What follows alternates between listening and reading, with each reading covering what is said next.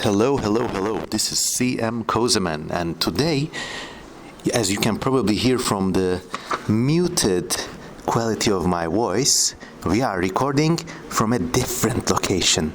This location is a coffee house, or rather, a tea house in the middle of downtown Istanbul. And today we got a neat set of questions, but before beginning, it is the year of our Lord 2022. The date is the 3rd of March, and as you probably know, war has manifested itself again in Europe. There's no cutting corners around this. I wish you all the best. I got a lot of Russian friends and followers too, and I wish you the best too. I mean, some of those so-called sanctions that are being levied against Russia are quite senseless. I mean, Adobe has been cancelled. Oh my God. Too bad. Putin's armies were always operating on Photoshop, right? I mean, some of these don't strike me right, but of course, war is a serious issue. We have never seen something like this in our lifetimes, and to cut the political angle of this discussion short, I wish you all a safe and good time, especially to those of you who are in Ukraine. Anyways, let's go. I was contacted last week by Arielle Fantasia, one of my followers with beautiful green hair, the color of uranium glass. Anyways, she asked me a set of questions, so before I start answering these questions, let us go over our few simple rules. Number one, try playing this podcast at twice or 1.75 point the speed. It makes me sound like a cooler person. And number two, please support me on Patreon. You know what? Today I'm gonna implement a whole new scheme. If you got any sets of big questions to me, these can be about life, about politics, about practically anything except for all tomorrows, which I'm very busy writing the rewrite of. So I don't want to give any spoilers, I don't want to talk about it, I don't want to think about it. So except for all tomorrows, if you got any sets of questions, more than 5 questions, you can submit them to me on Patreon. Here's a new rule. So for big question videos, you need to support me on Patreon, and if you do, you can ask these questions to me in a messaging section. The Patreon link is below. Click on it. I need it. Yes.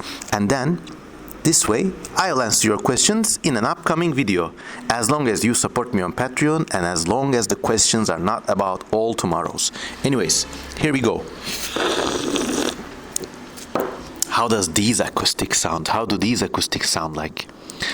I'm trying to use my indoor voice, so I'm using the recorder practically into my mouth. A lot of ASMR action going on there. Anyways, these are questions by Arielle Fantasia for I think what I think is a homework or a school assignment. So here we go. Number one, why do you think science and art pair so well together? Okay, good question. Because they are the expressions of the same human spirit. They have been quote-unquote forcibly divorced in the last century. You know, art is expected to be artsy and postmodern and irreverent, and science is stereotyped as dry and soulless. But no, actually, if you look at the best art and the best science, you'll find that the best science has some human and, dare I say, mysterious forces driving it, quite irrational forces actually.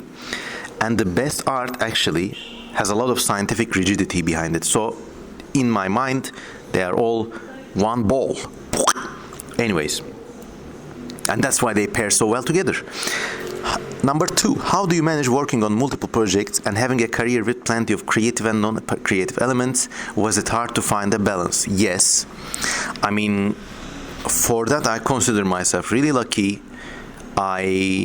Despite never being enormously rich, I was also never financially impoverished. And, you know, to this day, I think that there must be thousands, millions of people like myself, but they're just stitching sneakers for Nike, or who knows, working in a cloth mill, or just having a cool, laid-back rural life. And, on that respect, I was lucky. About the multitasking thing, the greatest liberty I have is thanks to my loving wife. We shoulder the responsibilities of life together, and dare I say, she's the primary breadwinner of our house, and this leaves me free to pursue a slightly less demanding career. Nevertheless, it's a full-time job, and with the free time, I can work on my paintings and podcasts and everything else. So a bit of luck. And another thing, whenever I do anything, I want it to be sustainable. If I'm launching a podcast or if I'm working on a book project, I ask myself, am I going to be working on this in 1 year, in 2 years? Do I have the stamina? If not, maybe I shouldn't take it up. And I'm always working. But, as long as you're having fun, it's not really work. So there. Number 3, your YouTube channel features many educational videos. How do you decide what would be a good topic for those videos? How do you research a topic or prepare yourself to teach it? Okay, thank you. As the Joker says in those mid-2000s Batman, I just do things. Do I look like a man with a plan? I just know a lot of things, and sometimes I wake up and feel like making a video, and boom, I'm making. All the research for any of those videos, they're practically in my head. It's from the books I read for fun previously, or if it's about an educational video, how-to video, it's something I already do in my daily work cycle. So in that respect, the research and the footwork is already there. For the topics, sometimes I just wake up and think, hey, today I think I should do this. And my biggest advantage is having this format in which, if it's a how-to video, there's no editing. It's just a screen cap with a mic, me speaking in it. If it's one of these videos, it's just me speaking into a voice recorder. That's it. So being loose, but being prepared as part of your life does it. Okay, number 5. How does having an audience impact your creative process? How does it influence the type of work you make? Very good question. I never thought about this seriously. But just last week, as we entered March 2022, I passed the 30,000 subscriber mark. Wow, 30K! What's that, the population of a small town? So that's a big number of people. So thank you all. And the more of you there are on YouTube, at least, I think it impacts my creative process with videos like these. I like doing these general purpose question and answer videos, so that's a good thing. Other than that, it kind of drives me to finish my pre-existing projects because I feel responsible. Who wouldn't when you're looking at 30,000 people? How do you measure personal success? Has this changed over time? Good question. It's a bit of a mix. It's not directly with money, although if I earn something from it, it always feels good. I think I feel successful if I've done something completely, if it's finished as an entire project or a book or whatever. This happens to me when I'm publishing my history books. When the book is out, oh my God, it's the police! When the book is out, I feel like I delivered a baby and I feel really, really relieved. And so delivering a full project, oh no, they're after me. Nah, I gotta lay low. Lay low, everyone. It's all about that cat I petted, right? They're on to me. Anyways, so that's my measure of personal success. Also, I like it if my project is something that has never been seen before. If it's not harping on something somebody else did beforehand, because that's just meta. Who cares? And if I like it personally, if I think it's fun, mysterious, if I think people will look at it and enjoy it, then I feel satisfied. Oh my God. Oh. Let's enjoy a bit of tea time while I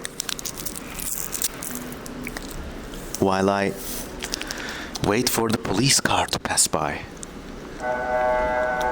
There's also 2 people working in this place and I feel really ashamed. I feel self-conscious. Anyways, another question. How do you prioritize certain projects? Once again, I always have like a couple of big projects on my plate and those are my priorities. Like every day I try to put some work into them and unless one is finished, I never start another big project. That's like a big rule that you must do it because otherwise the human mind is like a gas. It expands to fill all volume and you just dissolve. So you have to stick at it. You have to be tenacious. You have to make these promises to yourself and keep them.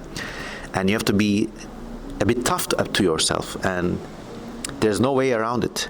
It's the most challenging when you're doing your first project. After you finish the first one, you subconsciously convince yourself that yes, you can do this shit, you can pull it off, and the rest comes comparatively easier. What are some recent ways you feel you've grown as an artist? Good question. Really personal one too. I don't know. I really don't know. I mean, I think I used to be slightly edgier, especially with my surreal paintings. There used to be these weird sexual scenes and bizarre displays of genitalia with these creatures and spirits, and it's like, wow, a snake spirit having sex with a snake lady, and I'll turn and look back at them and I cringe a little. Now it's more about let's make something beautiful and let's make something weird, or even something as simple as these colors look good, so I go for it. Another question, what advice do you have for young artists who share a similar do-it-all mentality to you, if they want to pursue multiple passions? Okay, good question. First of all, there's no way you will be able to do everything. There's a hell of a lot of things that I just don't know. But the things that you know how to do, you do them well. That's one rule. If you want to juggle life, career, and your artwork, because let's face it, this is also a very important lesson. Nobody's gonna pay you because you're an artist or because you're creative. You're just not gonna get it. So, like a diseased person, you have to drive yourself to it. It has to be your passion. And at least in the beginning stages, it's a bit like love. Like if you want to, like, hey, I wish I had a boyfriend or I wish I had a girlfriend, and if you're like that, you're not gonna get anyone. But if you just do your own thing, then you're gonna get some. In that respect, that's the same with art and money. Like if you I cannot think of a worse nightmare than having to become an artist using his or her art talent to pay the rent, because then you find yourself sinking to certain things like, I don't know, painting somebody's dog or painting somebody's baby, getting commissions, or drawing people's weird OCs. But if these things come to you, they should always come as a windfall. Like the money you make from art, it's not a dependable resource. If it comes, it comes. If it comes, it comes. As the great philosopher Fred Durst said, I'll cruise, and if I lose, then I'll figure it out. So that's one lesson. So with that in place, you must realize that you have to become financially independent. If you're lucky, if your parents are willing to support you, or if you're like the heir of a great fortune, good for you. Then use your time to pursue something that nobody has done before and do it well. Don't half-ass it. Don't cut corners. If you are like me and you need to work for a living, try to find yourself a job which you do really, really well, and then try to do it for, this is counterintuitive, but try to do it for less than the market fee. But ask your employer if you can take 1 or 2 days off, work basically a 3-day week, And those 2 days you'd work on your passion projects and you really work on them. I mean, don't loaf around. Sometimes it also helps to practice some sort of lean living. I mean, cook at home, live in a small city, who cares? But of course, these are easier said than done. Well, I hope they help you. I mean, I don't know.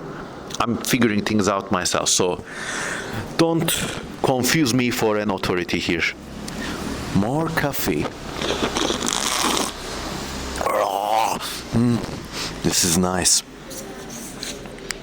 What's your favorite CM Kozumen song, by the way, in the videos that I have recorded so far? Type it in the comments below. Okay, last 3 questions from Arielle Fantasia.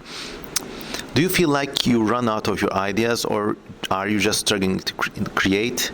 Basically, she asks, do you ever get artist block? And the answer is, honest to God, I don't. In fact, I feel like I will run out of time before I run out of ideas or things to do. Of course, there are some times when life deals me a bad hand or something bad happens in my personal life, illness, somebody dies or something, or there's a family trouble. And of course, in those times, I don't feel creative at all. Just let the time pass when that happens to you. You don't always have to be on.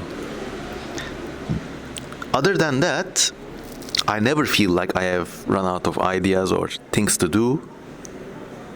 And because of that, I don't know. If you hit a bad spot, just let it pass. Don't fight it. If you're in a rough spot, personally, just in those times, it's actually easier to hand over the reins of your life to another authority. This could be concentrate on your day job, or just spend time with your family or friends. And then, when you start feeling better, go for it. What is the best advice you received that helped you become a professional artist? Really good question. Really, really, really good question. Okay, so back in 2010, I signed up with a professional art gallery in the part of the world I live in. And before that, I was drawing these really rigorous creatures, speculative evolution, really hardcore stuff. But then the gallery owner, who has a very keen artistic eye, he told me that now you need to just relax and have fun. Work on bigger format paper and work with real materials. Because before that, I was drawing 90% digitally. So he gave me two pieces of advice. One, he said, work with real materials and just have fun. And then 2, he said, when you're having this fun, not everything you create will be a quote-unquote work of art. There'll be a lot of shit. There'll be a lot of crap. It's like turning on the tap in a part of the world that's not the US or Britain. When you do that, the water runs a bit muddy for the first few minutes. This is you might be surprised, but 80% of the planet lives that way. When you do that, the water runs muddy for a few first minutes, and then it clears up.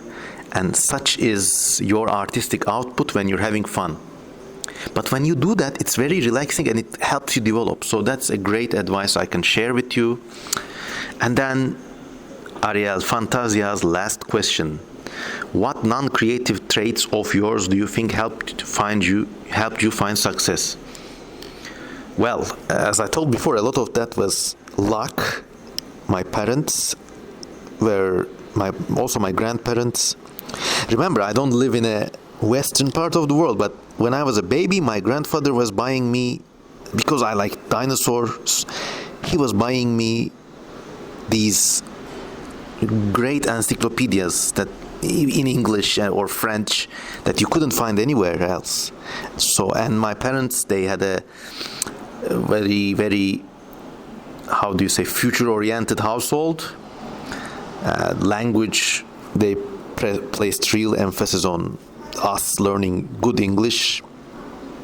They didn't want us to become these international people, but they just said, hey, there's a big world out there, and it's better off for you if you can communicate well in it. And to their credit, they did not do this in this sort of panic-stricken, anal retentive grades-oriented way. I mean, I was never harped for good grades, but they just wanted me to have good language skills, I guess. So with my brother and sister, I guess. We were a little driven for grades, but I don't know. But I think that was a good sort of flagellation, if you get what you mean. If you get what I mean. And in those respects, I was lucky, it was not something under my control. I also think genetically, some people have bigger muscles, some people have longer legs, some people have longer thorax, and like that. Also, I think I had a better memory, and maybe a faster response time. So that has been a genetic help me up or pick you up, whatever. Also, in some respects, I'm very creative. People are expected to be by normie society. Creative people are expected to be aloof, bohemian, liberated, and these aren't bad things. But also, creativity is about discipline, hard work, being rigorous, relentless self-critique. So those sound like business-like or like boring qualities. If someone's really organized, that person is generally not considered a creative person. But in my humble experience, if you're organized and rigorous and hardworking, and if you treat it like a job, then it becomes your job in a good way. And of course, one of the greatest contributions to my so-called success in these recent years has been you, dear followers, all 30,000 plus of you. So thank you so much for your relentless love and support, and your questions and your comments. I really read them all. I try to answer them all. And in exchange, I don't ask for anything, but if you're in a charitable mood, you can donate to me on patreon.com. Don't forget, people. These teas and coffees don't buy themselves. Plus, now the police are looking for me for stealing that fat cat. But that's a whole other story. Anyways, have a good day. Thanks to Arielle Fantasia for her questions. I'll see you again. Goodbye.